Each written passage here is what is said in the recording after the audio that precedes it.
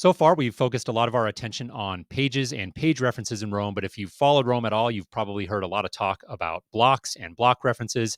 And at this point, you might be wondering what that's all about. So, up until now, I've been using the word bullet to describe the writing I've been doing on these pages. So, I've talked about each one of these entries as creating a new bullet. Now, I've done that very deliberately to avoid throwing a new term at you before it was necessary, but well, now it's necessary, so let's dive into it.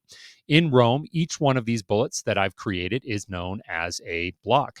So, in the context that I've been using the word bullet, the word block is interchangeable. Now, to be a little bit more academic about this, the words bullet and block aren't fully interchangeable. And what I mean by that is only that a block does not need to be formatted as a bullet. I could right click up here and say view as a numbered list. And you'll notice that what that does is changes each one of these blocks to a number. I also have the option to right click up here and say view as document, and that removes visually the bullet or number altogether. So I'm going to go ahead and change this back to a bulleted list because that's what I work in 99% of the time in Rome.